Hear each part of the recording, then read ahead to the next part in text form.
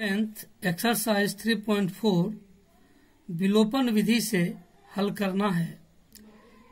आप देखिए समीकरण दिए गए समीकरण हैं x प्लस वाई बराबर 5 समीकरण 1, 2x माइनस 3y बराबर 4 समीकरण 2। आप इसमें देखिए कि समीकरण 1 में x का गुणांक 1 है और y का गुणांक भी 1 है, लेकिन आप समीकरण 2 में देखिए कि समीकरण 2 में x का गुणांक 2 है और y का गुणांक -3 है। ठीक है, अचर पद 4 है। तो एक काम करते हैं कि x को दोनों समीकरण में x को समान कर लेते हैं। यदि हम समीकरण 1 को दोनों तरफ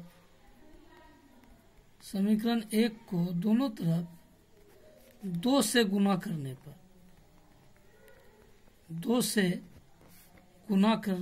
पर अब आप देखिए 2 इंटू एक्स प्लस वाई बराबर 5। अब इस 2 से सबका गुना है तो 2 गुना एक्स 2x प्लस 2 गुना वाई 2y बराबर 2 गुना 5 10 होता है। आप इसको समीकरण 3 कर लीजिए। अब आप समीकरण 2 और 3 को देखिए। इसमें समीकरण 2 में भी x का गुणांक 2 है और समीकरण 3 में भी x का गुणांक 2 है, मतलब दोनों में 2x समान पद आ गया। अब आप समीकरण 3 में समीकरण 2 को घटा दीजिएगा तो x वाला पद विलुप्त हो जाएगा और y वाला पद बचेगा और y का मान जो निकलेगा उस y का मान आप समीकरण 1, 2 या 3 किसी में भी रख करके आप x का मान निकाल सकते हैं। तो देखिए समीकरण 3 में समीकरण 2 को घटाने पर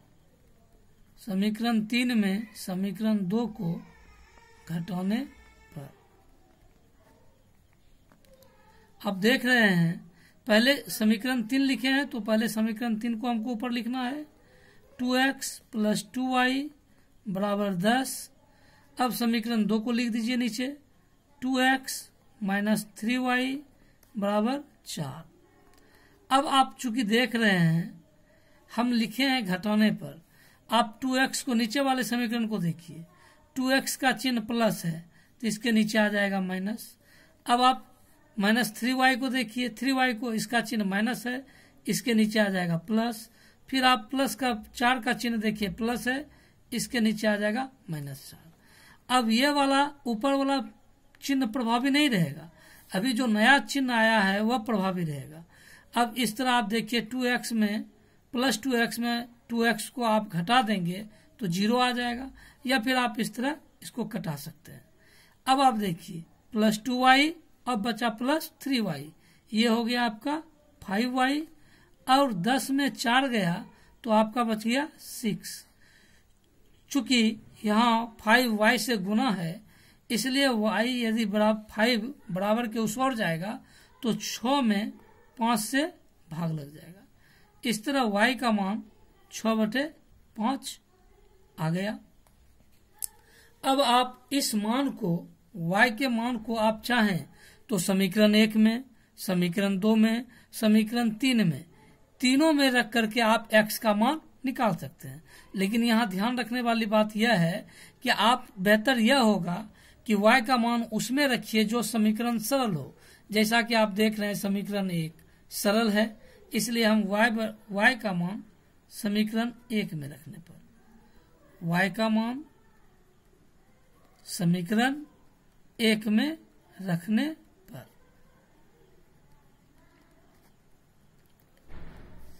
x प्लस वाई बराबर 5। अब आप देखिए y के जगह 6/5 है, आप y के जगह 6/5 को रख दीजिए, x एज यूजुअल रहेगा 6/5 बराबर 5 और x बराबर 5। चूंकि यह प्लस 6/5 है, बराबर के उस ओर जाएगा तो इसका चिन्ह बदल जाएगा और ये हो जाएगा 6/5। अब आप देखिए x बराबर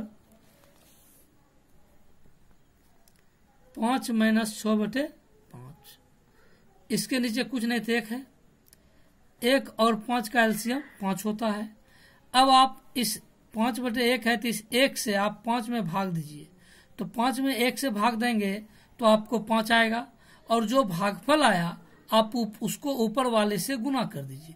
तो ऊपर में भी 5 है तो 5 गुना 5 करेंगे तो 25 आएगा, माइनस अब इस 5 से इस 5 में भाग दे दीजिए तो भागफल 1 आएगा, और जो भागफल आया उसको ऊपर वाले से गुना कर दीजिए।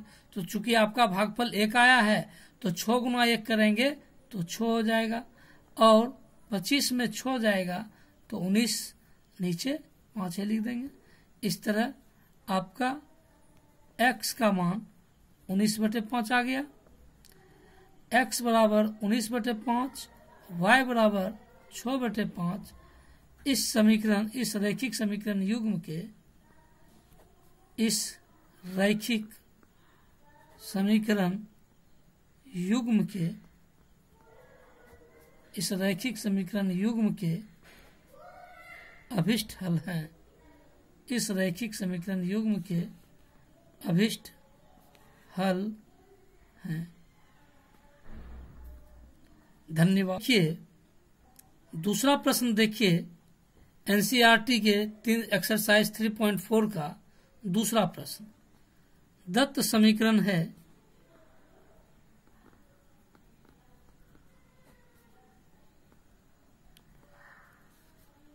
3x + 4y बराबर 10, समीकरण 1।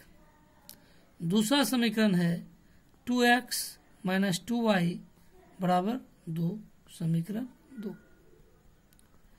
अब आप देखिए समीकरण 1 में देखिए x का गुणांक है +3 और y का गुणांक है +4, अचर पद है +10। समीकरण 2 में देखिए आपका x का गुणांक है 2, y का गुणांक है -2 और अचर पद है 2। तो समीकरण 1 और 2 में देखिए यदि आप समीकरण 2 को 2 से गुना कर देंगे तो आपका भी y का गुणांक -4 आ जाएगा। तो किसी दोनों में से किसी एक को कटाना है। यदि आप x वाला चर राशि कटाना चाहते हैं तो दोनों को, एक को 3 से और एक को 2 से और 2 को 3 से कटाना पड़ेगा। लेकिन आपके लिए अच्छा रहेगा कि आप समीकरण 2 को दोनों तरफ 2 से गुना कर लें। समीकरण 2 को दोनों तरफ 2 से गुना करने पर, दोनों तरफ 2 से गुना करने पर आप देख रहे हैं 2 × 2x - 2y बराबर 2। अब आप गुना करेंगे 2 दूनी 4x - 2 दूनी 4y बराबर 2 दूनी 4। आप इसको समीकरण 3 कर लीजिए। अब आप देख रहे होंगे समीकरण 1 में देखिए 3x + 4y बराबर 10, और समीकरण 3 को देखिए 4x - 4y बराबर 4। इसमें आप ये देख रहे हैं कि समीकरण 1 में y का गुणांक +4 है और समीकरण 3 में y का गुणांक -4 है। मतलब दोनों में पद समान है लेकिन चिन्ह विपरीत है। इस परिस्थिति में समीकरण 1 एवं 3 को जोड़ने पर, समीकरण 1 एवं 3 को जोड़ने पर, समीकरण 1 एवं 3 को जोड़ने पर अब देखिए 3x, तो समीकरण चूंकि 1 पहले लिखे हैं तो समीकरण 1 को पहले लिखिए। 3x + 4y बराबर 10 और 4x - 4y बराबर 4। अब आप देखिए चूंकि जोड़ने पर चिन्ह जो है वही रहेगा, इसमें कहीं कुछ करना नहीं है। अब +4y - 4y, ये दोनों +4y में -4y आप घटाएंगे तो आपका मान 0 आ जाएगा, या आप इस तरह इसको कैंसिल कर सकते हैं। अब आप देखिए 3x प्लस 4x दोनों का चिन्ह समान है, दोनों समान पद है, जुट गया बराबर। अब बराबर के उस पार देखिए 10 जोड़ 4 आपका हो जाएगा 14। इस तरह चूंकि 7x से गुना है तो बराबर के उस ओर जाएगा तो 14 में वह 7 से भाग लग जाएगा, तो 7 एका 7, 7 दूनी 14 और x बराबर 2। इस तरह आपका x का मान 2 आया। अब जो प्राप्त मान x बराबर 2 आया है, इस x का मान आप समीकरण 1 में, समीकरण 2 में, समीकरण 3 में किसी भी में रख करके, तीनों में से किसी में भी रख करके y का मान प्राप्त कर सकते हैं। तो इस परिस्थिति में हम x का मान समीकरण 2 में रख देते हैं। x का मान समीकरण 2 में रखने पर, x का मान समीकरण 2 में रखने पर आप देखिए 2x माइनस 2y बराबर 2। अब आप चूंकि यहाँ पर 2 इंटू एक्स है तो 2 इंटू एक्स का मान आप रख दीजिए 2 माइनस 2y बराबर 2। अब देखिए 2 इंटू 2 4 माइनस 2y बराबर 2, माइनस 2y एज यूजल रहेगा। ये प्लस 4 बराबर के उस ओर जाएगा तो माइनस हो जाएगा, तो 2 माइनस 4 माइनस 2y बराबर 2 में 4 जाएगा तो माइनस 2 बचेगा।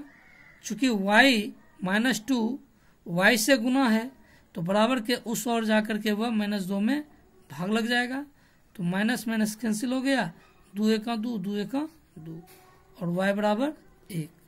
इस तरह x बराबर 2, y बराबर 1 इस रैखिक समीकरण युग्म के, इस रैखिक समीकरण युग्म के, इस रैखिक समीकरण युग्म के अभिष्ट हल हैं।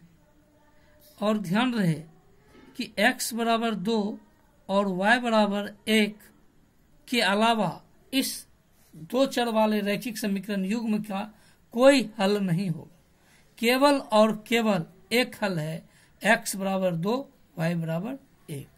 धन्यवाद।